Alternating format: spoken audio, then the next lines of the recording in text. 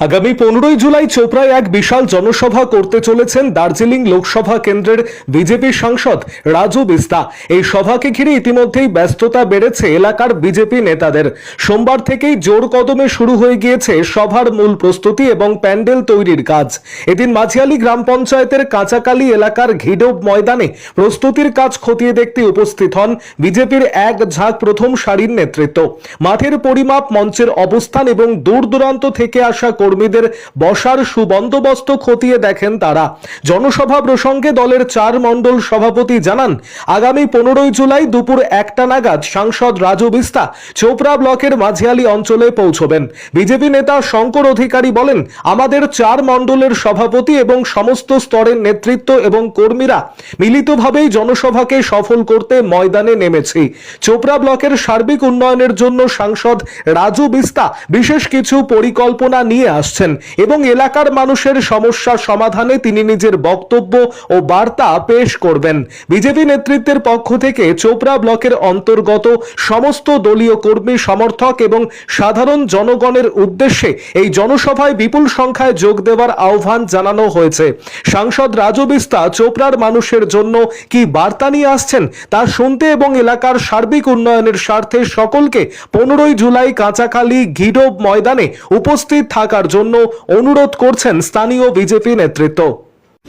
আমাদের দার্জিলিংয়ের লোকপ্রিয় সাংসদ শ্রী রাজু বিস্তা 15 তারিখে 1টার দিকে আমাদের চোপড়া ব্লকে আসবেন, বিশেষ করে মাঝিয়ালি অঞ্চলে।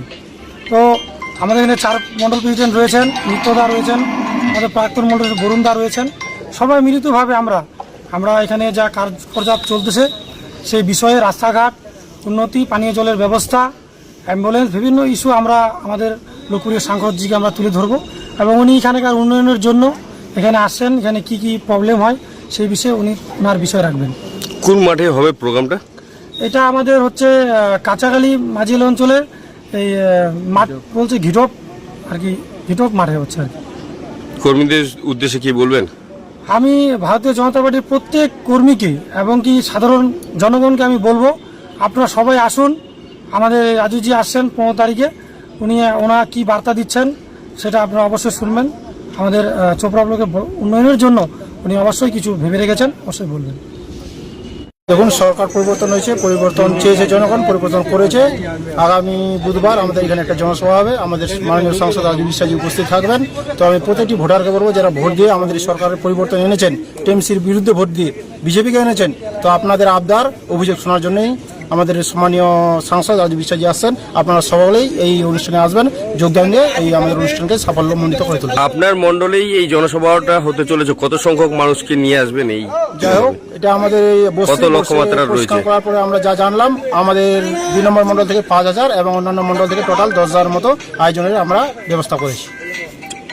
আগামী 15 তারিখ দুপুর 1টার সময় মাননীয় সাংসদ শ্রী রাজু বিস্তা মহাশয় এই কাঁচাখালী ঘিডোব মাঠে আসবেন। প্রত্যেক সাধারণ জনগণকে আমি আহ্বান জানাচ্ছি, আপনারা দলে দলে এই জনসভায় যোগ দিন এবং বিশেষ করে আপনাদের অভাব অভিযোগ, মানে টিএমসি চোরগুলো যদি আপনার থেকে কাটমানি নিয়ে থাকে সেটা লিখিত আকারে আপনারা নিয়ে আসবেন, সেটা জমা আমরা করব। আমাদের চোপড়া এই টিএমসি এই হারমাদ বাহিনী হামিদুর রহমান যা করেছে, চোপড়াকে একদম পশ্চিমবাংলার মধ্যে সবচেয়ে আমাদের মানে যেটাকে বলার মতো না কাঙ্গাল করে দিয়েছে।